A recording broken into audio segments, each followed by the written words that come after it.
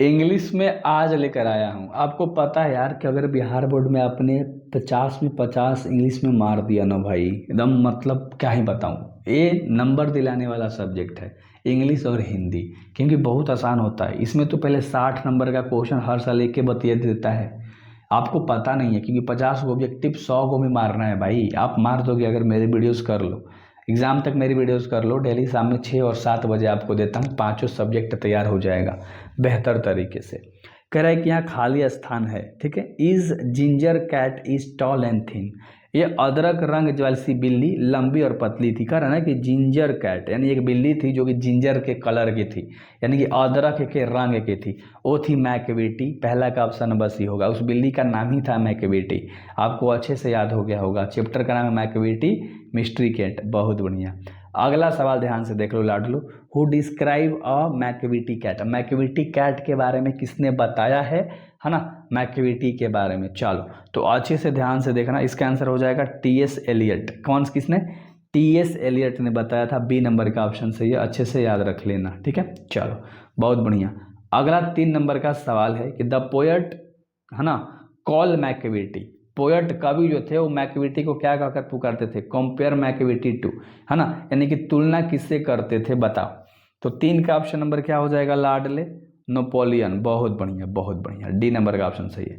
तो मैं जैसा क्वेश्चन कराऊंगा, हिंदी भी है, जो टफ क्वेश्चन है, जो आसान है, जो आपको समझ में आए लाडले, वो केवल इंग्लिश में है। तो इसलिए बोलता हूँ इंग्लिश की तैयारी मतलब मेरी जैसी तैयारी, है ना, अपना एम के। राइट। चलो करेक्ट। फिर इन the blanks is called hidden पॉ एंड ब्रेक एवरी लॉस। कह रहा है कि हिडन पाव था, उसका छुपा हुआ पैर था और वो हर नियम को तोड़ती थी। छुपे हुए पंजा को कहते हैं और हर कानून तोड़ते हैं। इस तरह से आपको मैंने समझाया। तो क्या मैकविटी, यहाँ पर थोड़ा सा मिस्टेक है। मैकविटी का स्पेलिंग आपको मैंने दिखाया था ना, देख लो लाडलो, थोड़ा सा टाइपिंग में मिस्टेक है ना, यहीं पर देख लो ना यार, मैकविटी MA होगा, है ना। तो यहाँ पर थोड़ा सा मिस्टेक हो गया है, उसके लिए मैं क्षमा चाहता हूँ आप लोगों से, है ना। मैकविटी A नंबर का ऑप्शन सही होगा। अगला सवाल जो कि 5 नंबर का सवाल है। Who whispers are uncomposed and coat is dirty eyes are sunken. यानी इसका मतलब क्या होगा? किसकी फुसफुसाने, हाँ, किसकी फुसफुसाहटें खुली हुई है और कोट गंदा है, आंख अंदर धसी हुई है। तो किसके बारे में बात किया जा रहा है? मैकविटी के बारे में ही बात किया जा रहा है, ठीक है। अगला सवाल ध्यान से देख लो, 6 नंबर का सवाल है कि one must admire the inherent qualities in. यानी व्यक्ति को अपने अंदर निहित गुणों की प्रशंसा करनी चाहिए, है ना। तो ये बात जो है वो चिल्ड्रंस के द्वारा है, यानी चिल्ड्रंस के लिए है। 6 का ऑप्शन नंबर पी है, ठीक है। अगला सवाल जो कि 7 नंबर का सवाल है कि a price of the 5 inches guard. यानी 5 इंच के लौकी का, कद्दू का दाम कितना था लाडले? तो 10 सेन था। अच्छे से याद रख लेना, है ना। चलो अगला सवाल, सीबी फादर्स वर्कड। सीबी के पिताजी कौन से दुकान पे काम करते थे? तो वे काम करते थे कारपेंटर की दुकान पे, बढ़ई की दुकान पे।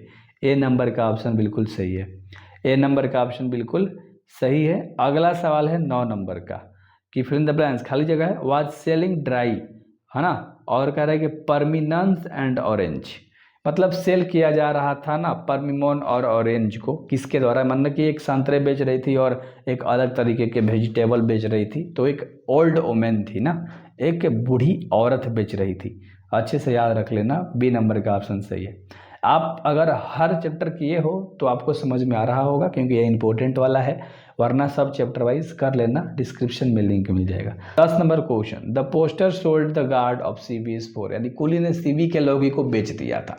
कितने में बेचा था? तो टोटल 50 एन में बेचा था। सी नंबर का ऑप्शन सही है ना, टोटल 50 में। देखो इंग्लिश ले आपको समझ में नहीं आएगा, मुझे पता है, 2 बार जरूर देखना।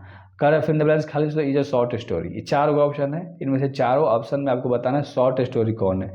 द आर्टिस्ट एक शॉर्ट स्टोरी है, डी नंबर का ऑप्शन सही है ना, डी नंबर का ऑप्शन सही है।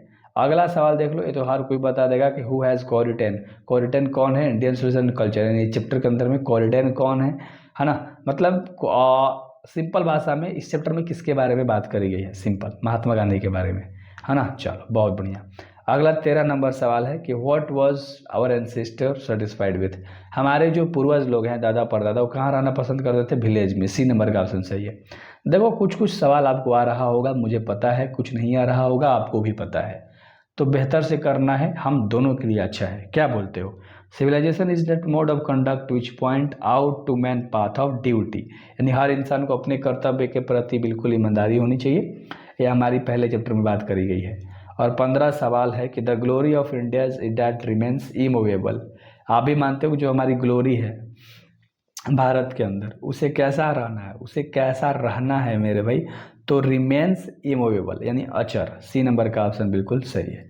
ठीक है, तो जो याद करा सकता हूँ मैं इंग्लिश में आपको याद कराने के लिए प्रयास करता हूँ और याद भी कराता हूँ। कह leaves of grass is a collection of poetry is written by. Leaves of grass जो है ना, वो एक पोएट्री है, लेकिन ये किसके द्वारा लिखा गया है लाडलो? तो ये लिखा गया है वॉल्ट व्हिटमैन के द्वारा। बी नंबर का ऑप्शन सही है। बी नंबर का ऑप्शन आपका बिल्कुल सही है। अगला 17 नंबर सवाल है कि Walt Whitman says that. Walt Whitman कहते हैं he is a year old and he is healthy. वे स्वस्थ तो हैं लेकिन वो कितने साल के हैं, है ना? कहा जा रहा है, अच्छे से याद रख लो। तो वे कितने साल के हैं? तो 37 ईयर होने के बाद भी वो बिल्कुल स्वस्थ हैं, है ना? चलो अगला सवाल, what does the poet observe in summer. गर्मी के दिनों में जो पोएट है वो क्या ऑब्जर्व करता है? स्पीयर ऑफ ग्रासेस, यानी कि घास को उगना। ठीक है, अच्छे से याद हो गया होगा आपको। अगला सवाल ध्यान से देखो, who is speaker in song of my self.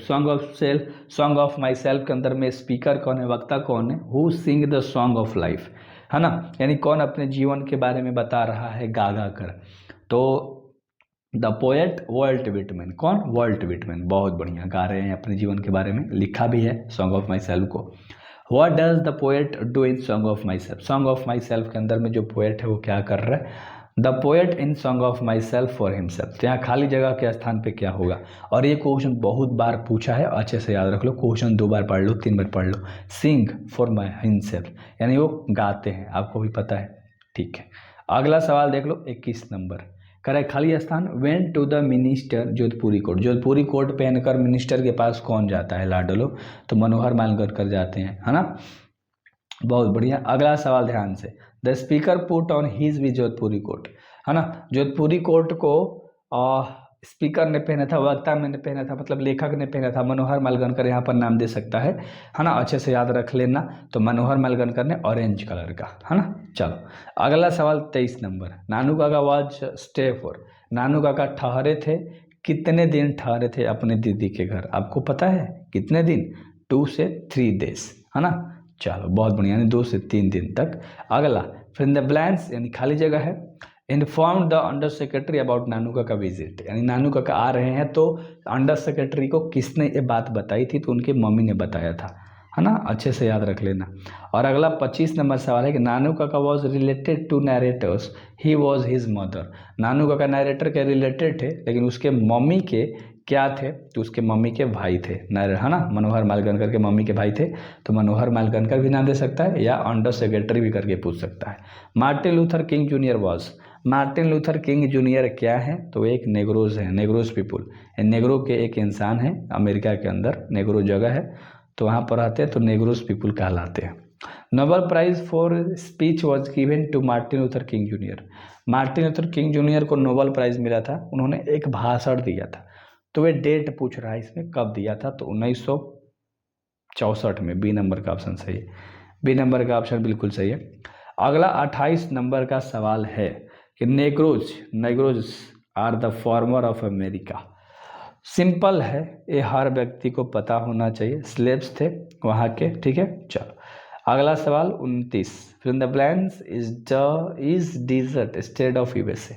Mississippi होगा ना इसका आंसर, बहुत बढ़िया। Mississippi is the desert state of USA. USA का एक मिसिसिपी छोटा सा एक स्टेट राज्य था। अगला सवाल, Martin Luther King junior had childrens. Martin Luther King junior के टोटल 4 गो बच्चे थे, 4 चिल्ड्रंस। कितने? 4 चिल्ड्रंस। उम्मीद करता हूँ कि आपको मजा आया होगा लाडलो। जरूर सब्सक्राइब करना, उम्मीद तो यही है आपसे। डेली शाम में 6 और 7 बजे वीडियोज मिलती हैं, डू सब्सक्राइब।